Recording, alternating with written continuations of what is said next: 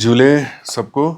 और आज मैंने सोचा कि बहुत दिन से आप सब लोगों के साथ मुखातिब नहीं हुए हैं और इस दौरान पिछले महीने भर में बहुत सारी गतिविधियां रहीं, डेवलपमेंट्स हुई, जिसके बारे में मैंने सोचा कि लोगों के, लद्दाख के लोगों के साथ चीज़ें साझा की जाएं। सबसे पहले तो जैसा सबको मालूम है, 27 अप्रैल को लद्दाख में 2 ज़िले हुआ करते थे, 2 से 7 ज़िले हो गए और अभी महीना भर भी नहीं हुआ है इस चीज़ को। और हर ज़िले में जो ज़िलाधीश वहाँ पे नियुक्त किए गए हैं, उन सबको हिदायत दी गई है एलजी साहब द्वारा, मेरे द्वारा, कि आप अपने अपने इलाके में विस्तार से दौरा करें, लोगों की जो परेशानियां हैं उनको समझें और जहां तक संभव हो उनके स्तर पे उनकी समस्याओं का निवारण करें। और आप सब लोगों ने देखा होगा कि पिछले 2-3 हफ्तों के अंदर हर ज़िले में जो नए ज़िलाधीश हैं, चाहे वो द्रास से हम शुरू करें या जो नए ज़िले बने हैं, नुब्रा है या ज़ांस्कार है या चांगथांग है या शाम डिस्ट्रिक्ट है, उसमें जो ज़िलाध्यक्ष हैं उन सबों ने अपने अपने इलाके में बहुत ही विस्तार से दौरा करना शुरू किया। जो विकास के कार्य चल रहे हैं ज़िलों के अंदर, उनका आंकलन किया और लोगों की समस्याओं का उनसे रूबरू होकर समझने की कोशिश की और उसका निपटारा यथासंभव हो वो करने लगे। इसका देखिए सबसे बड़ा जो फ़ायदा लोगों को मिलने लगा है वो ये है कि तमाम लोगों को लेह कई 100 किलोमीटर चल के आना पड़ता था या करगिल चल के जाना पड़ता था। अब वो सब ना करके उनके अपने ही ज़िला के हेडक्वार्टर में जो डिस्ट्रिक्ट मजिस्ट्रेट मौजूद हैं, उनके साथ बातचीत करके छोटे मोटे जो उनकी रोज़मर्रा की समस्याएं हैं उसका निपटारा हो सके। अभी हाल में आपने देखा होगा डिविजनल कमिश्नर ज़ांस्कार गए। मैं 2 दिन का दौरा चुशूल तक वहाँ मैं गया और वहाँ रुक कर के आया रात भर और वहाँ लोगों के साथ बातचीत करी, गांव-गांव में रुकता हुआ आया। और आज एलजी साहब जो हैं चंगथांग के इलाके में फिर गए हैं। तो मेरे ख्याल में इस तरह की जो ग्राउंड के स्तर पे लोगों के साथ जुड़ने वाली प्रशासन की ये नीति है, उसको एक तीव्रता मिली है और एक नया रूप पिछले कुछ हफ्तों में देखने को मिला है। इसके अलावा मैंने सोचा कि आप सब लोगों से ये भी साझा किया जाए कि 22 मई को, जो गत 22 मई थी, उसको गृह मंत्रालय के अंदर एक उच्च स्तरीय बैठक हुई जो कि जिसको कि सब कमेटी कहा जाता है। और उस सब कमेटी में जो केंद्र सरकार के गृह मंत्रालय के अधिकारी मौजूद थे, उसमें मैं भी मौजूद था। यहाँ के पूर्व सांसद पूर्व सीईसी जो अब के सांसद हैं वो भी मौजूद थे। तुपसन छेवांग जी थे, एलबीए के जो ले एपेक्स बॉडी है उसके अध्यक्ष थे। ले एपेक्स बॉडी का इनफैक्ट डेलीगेशन था 3 मेंबर और केडीए का 3 मेंबर डेलीगेशन था। और मैं समझता हूँ कि बहुत ही रचनात्मक और खुले माहौल के अंदर चर्चा हुई। इनफैक्ट 22 मई की मीटिंग को अगर मैं 1 या 2 शब्दों में कहना चाहूँ तो ये एक ब्रेक थ्रू मोमेंट था, जो कई महीनों से या बरसों से एक पॉलिटिकल डेमोक्रेटिक एस्पिरेशन और एक बातचीत चल रही थी। और एक गुट अपनी बात एक तरीके से रखता था, दूसरा गुट अपनी बात दूसरे तरीके से रखता था और आपस में एक समन्वय की, जैसे कहते हैं, और एक आवाज़ में बात नहीं हो पा रही थी। गृह मंत्रालय भी चाहता था कि कोई ऐसा समाधान की तरफ हम बढ़ें जो कि संविधान के दायरे के अंदर उसको ऐसा समाधान हो। और बहुत इसमें दिमाग लगा, जद्दोजहद भी हुई, ऊपर नीचे बातें भी हुई सबकी। और मैं समझता हूँ कि एक बहुत जो रचनात्मक चर्चा हुई है 22 मई को, मुझे लगता है कि शायद जो यहाँ से लोग गए थे उनकी भी अपेक्षा से ज़्यादा वहाँ खुलकर बात हुई। तो बातों में बात, बहुत सी बातें आईं और उसमें ये बात हुई कि क्या हम संविधान के आर्टिकल 371 के तहत एक नए जो ढांचे के बारे में चर्चा कर सकते हैं? पहले यहाँ से जो ग्रुप जाते थे, आवाज़ उठा करती थी, वो लोग बात करते थे स्टेटहुड की या बात करते थे 6 शेड्यूल की, लेकिन मूलतः जो उनकी बात थी उसमें जो केंद्र बिंदु थे वो ये थे कि हमारी ज़मीन में हमारा संरक्षण रहे, हमारे कल्चर में संरक्षण रहे, और हमारे रोज़गार जो युवा लोग हैं उनका भी संरक्षण हो। और मैं समझता हूँ पिछले 1 बरस में, जहाँ तक कि रोज़गार का सवाल है, जिस तरह का एक भारत सरकार ने सॉर्ट ऑफ रिजर्वेशन का फॉर्मूला निकाला, वो ये पूरे हिंदुस्तान में किसी और टेरिटरी में उस तरह का रिजर्वेशन का फॉर्मूला नहीं है। तो इस बात और इसलिए रखा गया और इस बात पे सहमति बनी क्योंकि भारत सरकार ये मानती है कि यहाँ के युवा जो हैं उनकी एस्पिरेशंस को कहीं ना कहीं जो रोजगार के मुतालिक हैं उसको एक तवज्जो देने की आवश्यकता थी। और पिछले महीनों में आपने देखा होगा इसमें जो रिक्रूटमेंट्स हैं उसमें बहुत तेज़ी पकड़ी है, चाहे वो ग्रुप बी की हों, ग्रुप सी की हों या ग्रुप ए के अंदर भी अब धीरे धीरे तेज़ी आ रही है।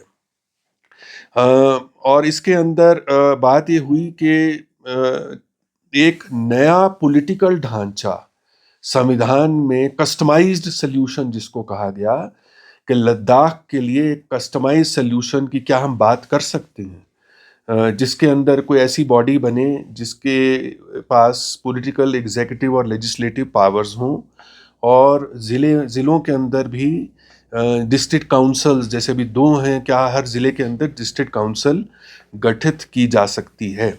तो मैं समझता हूँ कि ये एक जो कारगिल से लोग गए थे और जो लेह से लोग गए थे और जो केंद्र सरकार से लोग थे, सभी में एक सॉर्ट ऑफ आम सहमति बनी कि इन प्रिंसिपल एक फ्रेमवर्क जो है जिसकी चर्चा हुई थी उस पे आम सहमति बन गई कि हाँ, आगे जाते हुए इसकी डिटेलिंग करी जाएगी कि इस ढांचे का फर्दर उसके अंदर क्या क्या मतलब जो उसके अंदर कंपोनेंट्स हैं वो क्या होंगे, किस तरह से उसका क्रियान्वयन किया जाएगा।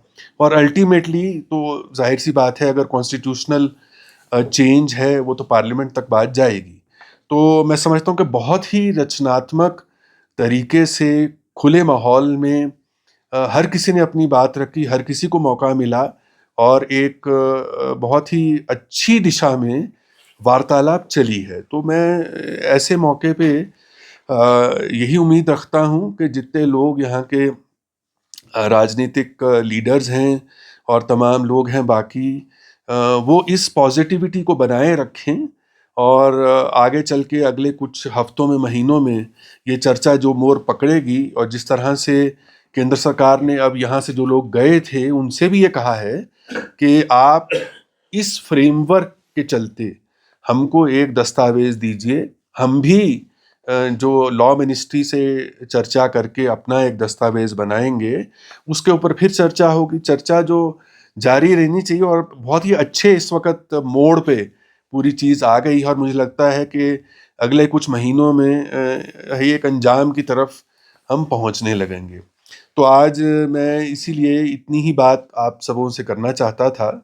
तो क्योंकि मैंने इस बार जो आने के बाद आप लोगों से चर्चा नहीं की, तो आज मुझे लगा कि चर्चा कर लेनी चाहिए ताकि किसी के दिमाग में कोई भ्रम न रहे और बात खुल के हो जाए। कोई सर, क्वेश्चन? अभी सुबह एपेक्स ने एक प्रेस कॉन्फ्रेंस करके ये बताया कि जो मीटिंग में हुआ वो मिनट्स में अभी तक मिनट्स ऑफिशियली नहीं आया, और जो मिनट्स का ड्राफ्ट उनको आपने दिखाया गया उसमें से कुछ ऐसे पॉइंट्स थे जो कि मीटिंग में डिस्कस नहीं हुआ था, और कुछ मीटिंग्स में डिस्कस हुआ भी था वो इंक्लूड नहीं था। उस पर क्या कहेंगे? सबसे पहले तो मैं कहना चाहूँगा कि मिनट्स इस तरह की वार्तालाप कई हुई हैं पहले, जो कि सब कमेटी की और हाई पावर कमेटी की। तो मिनट्स तो आज तक जारी कभी हुए नहीं है, पहली बात। ये पहली बार है कि एक मिनट्स का डॉक्यूमेंट जो है sort of share in good faith, in trust सभी लोगों से किया गया ताकि सब लोग इस बात को समझ जाएं कि मतलब कागज़ पे उतार लें वो बात जिस बात की चर्चा हुई थी। मिनट्स और रिकॉर्ड ऑफ डिस्कशन में अंतर होता है। रिकॉर्ड ऑफ डिस्कशन है कि मान लो मैं और आप बैठे, मैंने क्या कहा, आपने क्या कहा, मैंने उसका उलट क्या कहा, आपने उसका उलट क्या कहा, हर चीज़ को रिकॉर्ड कर लिया जाए।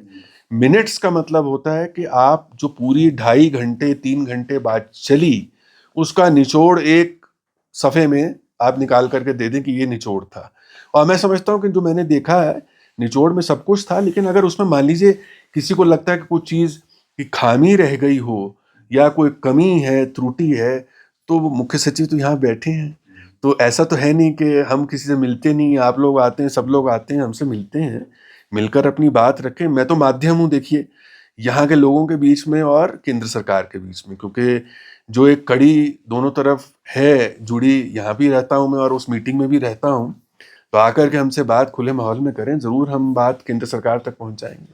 सर, जिस तरह से डिस्ट्रिक्ट के अभी आपने मेंशन किया है, तो डीसी एसपी तो ऑलरेडी वहाँ पे आपने जिस तरह से एरिया वाइज रखा है, तो आने वाले वक्त में कितना टाइम लग सकता है? क्योंकि डिपार्टमेंट्स की भी उतनी ही ज़रूरत है, और फाइनेंशियल की जब हम बात करें, जब किसी डिस्ट्रिक्ट को अलॉट होता है, तो उन सब चीज़ों में कितना वक्त देखिए, सबसे पहले तो फाइनेंशियल में मुद्दा उठाता हूँ। तो जहाँ तक कि डीडीओज हैं, सभी डिस्ट्रिक्ट्स के डीडीओज की मैपिंग के अप्रूवल के लिए एलजी साहब को मैंने मसौदा भेज दिया। मुझे लगता है आज कल में उसकी अप्रूवल आ जाएगी। आज वो गए हुए हैं चांगथांग।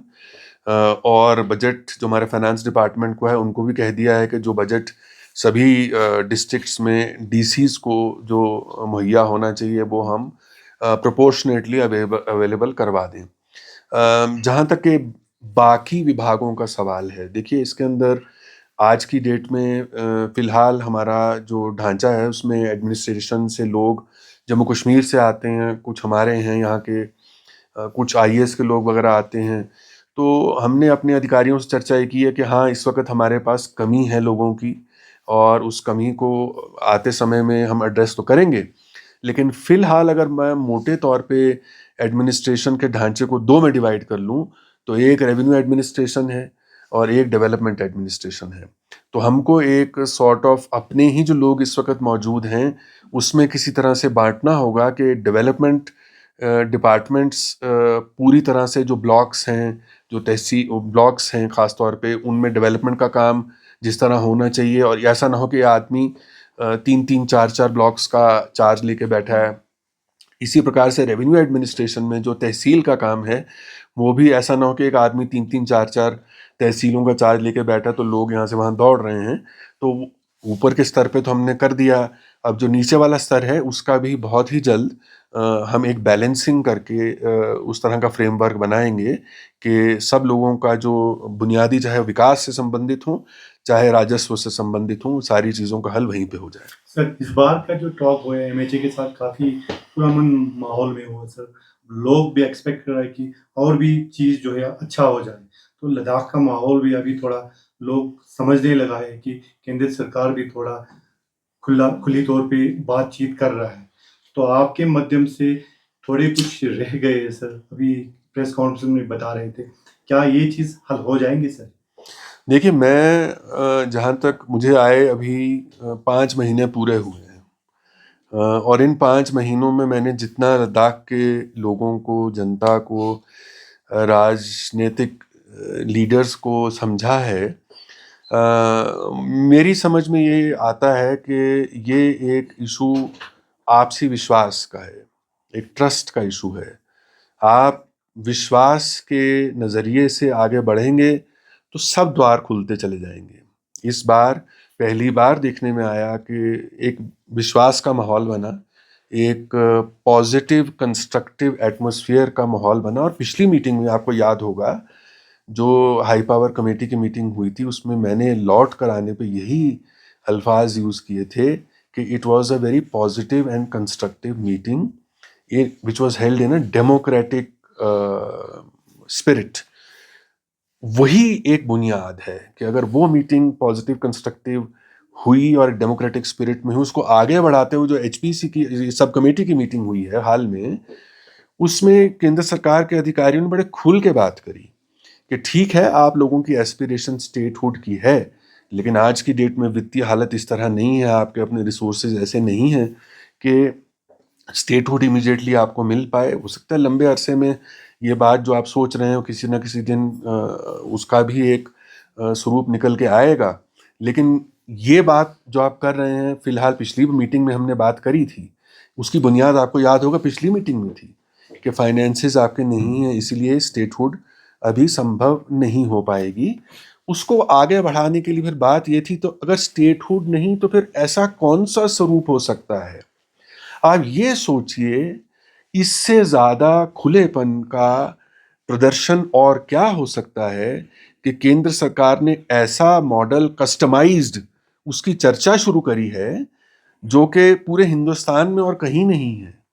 तो एक शुरुआत जिसकी पहल केंद्र सरकार द्वारा करी गई, अब 2 कदम आगे केंद्र सरकार ने बढ़ाए, तो मैं समझता हूँ कि यहाँ के लोगों को भी, जो लीडर्स जाते हैं, एक अच्छे माहौल में उसका रेसिप्रोकेशन करना चाहिए और 2 कदम वो आगे बढ़ाएं।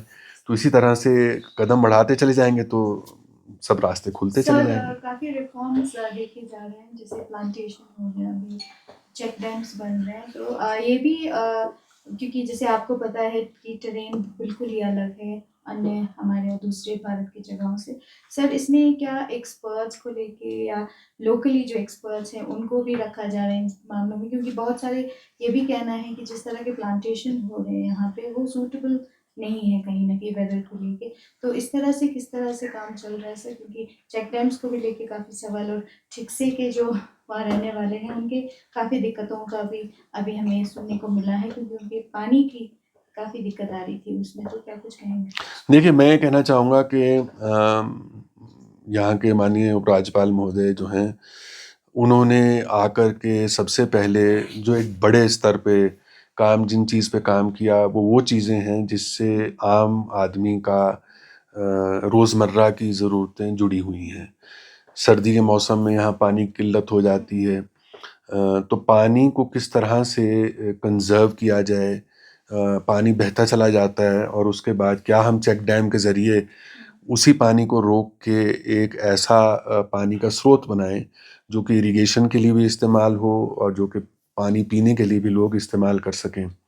प्लांटेशन का जहाँ तक सवाल है, वो भी बड़े पैमाने पे करी जा रही है और इसमें तो कोई भी नहीं कह सकता कि ये नहीं होनी चाहिए। हाँ, इसमें ज़रूर है कि ज़्यादातर मेरे ख्याल 95% प्लांटेशन जो करी गई है उसमें लोकल स्पीशीज़ जो विलो, एप्रिकॉट, इस तरह के प्लांट लगाए गए हैं और एक्सपेरिमेंट के तौर पे नए कुछ प्लांट्स को भी एक्सपेरिमेंट किया जा रहा है।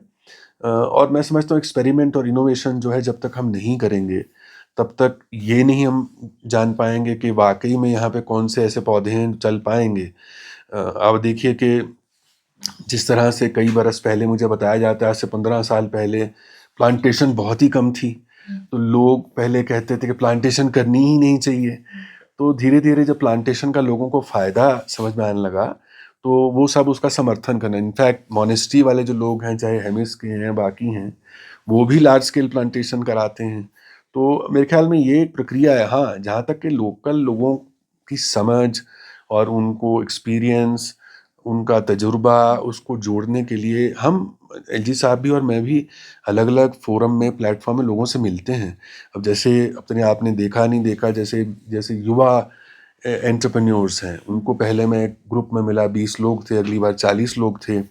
वो बहुत ही क्रिएटिव लोग हैं, कुछ एग्री स्पेस में काम कर रहे हैं, एग्रो प्रोसेसिंग का काम कर रहे हैं, कुछ टेक्सटाइल स्पेस में कर रहे हैं, कोई फिल्म मेकिंग में कर रहे हैं, कुछ फाइन आर्ट्स में कर रहे हैं, कुछ कंजर्वेशन का काम कर रहे हैं। तो हम तो चाहते हैं बल्कि कि यहाँ की जो प्रतिभा है, खास तौर पे युवा पीढ़ी की, वो खुल करके आगे आए और हमको बताए हम कैसे उनके साथ पार्टनर कर सकते हैं कि जो जो भी फील्ड में वो काम कर रहे हो, हम तो उनका समर्थन ही करना चाहते हैं।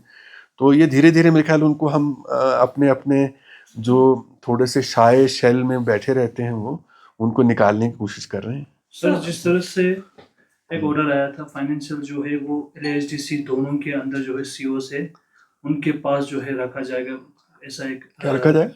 जो फाइनेंशियल सर, हाँ। अभी एक ऑर्डर आया था न्यू डिस्ट्रिक्ट्स हाँ, के बनने के बाद हाँ। सारे डिस्ट्रिक्ट्स का जो भी फाइनेंशियल होगा वो दोनों जो है और कारगिल के जो सीओ है हेल्थ काउंसिल के, उनके पास जो है रखा जाएगा।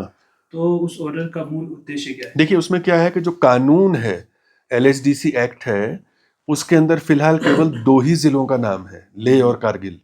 तो जो बजट एलोकेशन हुई है वो भी 2 ही ज़िलों को हुई थी, जो कैपिटल कैपेक्स इसको बोलते हैं, लेह और कारगिल।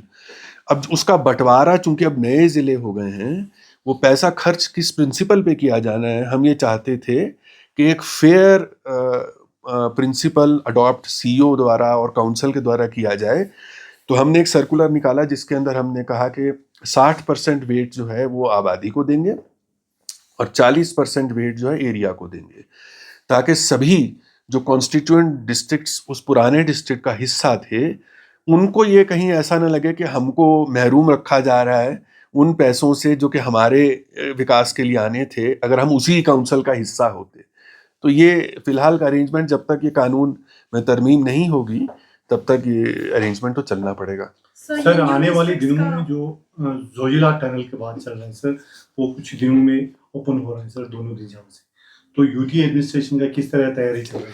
अभी हमें सूचना मिली है कि केंद्र मंत्री यहाँ आएंगे, तो अभी टनल जो है खुलने की बात नहीं है, अभी तो ब्रेक थ्रू है। ब्रेक थ्रू होता है कि दोनों तरफ से जो सुरंगें वहाँ से कर रहे हैं और यहाँ से सुरंग की कार्रवाई चल रही है, दोनों मिल जाते हैं एक पॉइंट पे ताकि खुल जाए। लेकिन उसके बाद उसकी अंदर स्टेबलाइजेशन, रॉक स्टेबलाइजेशन और सड़क का बनना, उसमें थोड़ा वक्त लगेगा। तो मेरे ख्याल है हम तो जब भी अल्टीमेटली ये सुरंग खुल जाएगी तो जाहिर सी बात है लद्दाख के लोगों को इसका बहुत ज़्यादा बेनिफिट मिलेगा। पूरे साल भर जो है श्रीनगर के ज़रिए पूरे देश से कनेक्टिविटी बरकरार रहेगी। तो हम तो बहुत ही बेसब्री से इसका इंतज़ार कर रहे हैं। संजू डिस्ट्रिक्ट में चंगतंग डिस्ट्रिक्ट के जो लालोक रीजन के लोग हैं, तो हेडक्वार्टर के ऊपर काफ़ी सवाल उठे हैं, क्योंकि उनका कहना है कि अगर युवा हेडक्वार्टर रखा गया तो डिस्टेंस वाइज ले से और भी उनको दूर पड़ रहा है। सो इसके ऊपर क्या कहेंगे? देखिए ये तो फिर एक एंडलेस वो चर्चा का विषय बन जाता है। तो मैं अभी दुरबुक और तंग से और वो वहाँ से होता हुआ चुशूल गया, और दुरबुक के लोग कहते हैं कि यहाँ पे होना चाहिए था, या हमारा जो है एडीसी हेडक्वार्टर यहाँ होना चाहिए, हम भी बहुत दूर हैं। अभी इतना बड़ा इलाका है तो कहीं ना कहीं थोड़ी बहुत दूरी तो होगी ही, लेकिन मैं समझता हूँ कि एक शुरुआत करी गई है, नए डिस्ट्रिक्ट बने हैं, उनको अभी 1 महीना भी नहीं हुआ, लोगों को थोड़ा सा वक्त देना पड़ेगा। डिस्ट्रिक्ट मजिस्ट्रेट हमने युवा लोग लगाए हैं, नौजवान हैं और जज्बे वाले हैं, वो कुछ करना चाहते हैं, उनको मौका दें, कुछ महीने का, देखते हैं कि लोगों को कैसा महसूस होता है। सर कल लद्दाख मेडिकल एसोसिएशन ने एक प्रेस कॉन्फ्रेंस में ये बताया कि जो लद्दाख यहाँ पे एक मेडिकल कॉलेज है उसका अभी तक कोई प्रोग्रेस नहीं है, तो उसका स्टेटस क्या है सर? ये भारत सरकार में, देखिए भारत सरकार के अंदर अभी वो एक एक्सपेंडिचर फाइनेंस का मेमो बनता है, वो अभी बन के फिर उसके बाद उसका अप्रूवल वित्त मंत्रालय से होगा। लेकिन हमारे जो अधिकारी हैं, सेक्रेटरी हेल्थ हैं, वो कॉन्स्टेंटली केंद्र सरकार के जो स्वास्थ्य मंत्रालय है उसके साथ इन टच हैं, और एलजी साहब भी अगली बार जब जाएंगे तो मैं उनसे गुजारिश करूंगा कि स्वास्थ्य मंत्री से इस पे चर्चा करें। सर जिस तरह से एक इंजीनियरिंग कॉलेज भी बोल रहा था सर करगिल में, तो उसका तो लोग कह रहे हैं कि कुछ आता ही पता ही नहीं, तो क्या नहीं, यहाँ क्या है ना कि बहुत जल्दी लोग हताश होने की तरफ बढ़ने लगते हैं। तो हताशा को अब सारी चीज़ें जब एक पॉजिटिव तरफ बढ़ रही हैं, हमें हताशा को पीछे छोड़ना है, आशा की तरफ बढ़ना है। आशावादी होना बहुत अच्छी बात है, और जल्दबाजी इतनी नहीं होनी चाहिए कि भाई अभी आज ही मिल जाए, आज घोषणा हुई है तो मैं सोचता हूँ कि घर से निकलूँ और इंजीनियरिंग कॉलेज में घुस जाऊँ सीधे। तो बन जाएगा, उसको वक्त दीजिए। ऐसा तो नहीं कि कैंसिल हो गया है, थोड़ा वक्त लगता है, सारे प्रोसेसेस हैं सरकारी, उसमें जल्दी बन जाएगा, कोई ऐसी बात नहीं। ठीक है सर, टूरिज्म जिस तरह से प्रमोट कर रहे हैं यूटी लद्दाख, और हम ये पूछना चाहेंगे क्योंकि कई बार ग्रीवेंसेस सुनने को मिलता है, जैसे अगर काफ़ी टूरिस्ट नीचे से आते हैं तो यहाँ पे हाई ऑल्टीट्यूड की वजह से प्रॉब्लम भी है, तो किस तरह की मेडिकल फैसिलिटीज़ उनको दिए जा रहे हैं सर? और प्रमोशन के तौर पे जैसे देखा जाए तो टूरिस्ट को किस तरह की सुविधा अच्छी की जा रही है, क्योंकि लद्दाख जैसे ट्रेन में काफ़ी लोगों को मुश्किल भी होती है, तो क्या कहेंगे? देखिए, इसमें जिम्मेदारी एक तो जो ट्रैवल ऑपरेटर्स हैं, होटल ओनर्स हैं, उनकी है। एक जो टूरिस्ट आता है उसकी खुद की एक जिम्मेदारी है। अब मान लीजिए पहले दिन ही आते ही 11,500 फुट पे आप आ गए हैं और एक्साइटमेंट में आप निकल के सीधे ही खारदुंगला पहुंच जाएं वहाँ कूदा फांदी करने लगें तो उसमें फिर सांस तो फूलेगा। तो इसमें तो कोई दो राय है नहीं। अब मैं कल खुद ही बस 11.5 फुट पे तो रह ही रहा हूँ। अब चुशूल गया मैं और सारा दिन चल रहा था चुशूल में, रात को मुझे नींद ही नहीं आई। अब वो 15,000 फुट पे है, यहाँ से 4,000 और ऊपर हो गए। तो ये आदमी को जो आने वाला है उसको भी सोचना चाहिए कि भाई आप जहाँ जा रहे हैं, ये कोई शिमला जाने वाली बात तो है नहीं।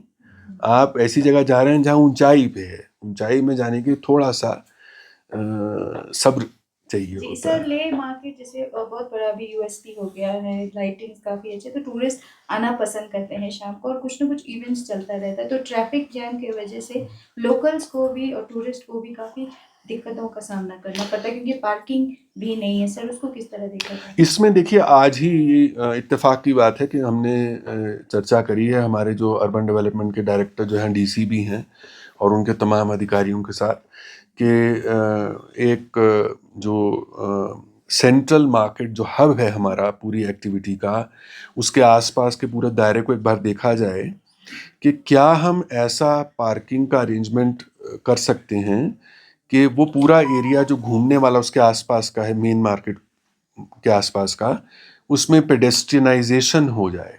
इसका मतलब पेडेस्ट्रियनाइजेशन होने के लिए आपको पार्किंग की सुविधा देनी पड़ेगी। तो क्या हम पार्किंग को ऐसे स्पेसेस बना सकते हैं जिससे लोग पैदल उस इलाके में घूम पाएँ और कोई ऐसा ट्रैफिक जैम ना हो। इसके अलावा जो एक बस स्टैंड है, उसके बाद एक और मतलब सिडको का और एक और बस स्टैंड है, उसके बाद एक और जहाँ लॉरियाँ सी खड़ी रहती हैं और उसके ऊपर जाके बॉम्ब गार्ड या कहाँ पे उसके आगे जाके एक और खुला सा मैदान है जहाँ पे ट्रैफिक पार्किंग के लिए डेवलप हो रहा है।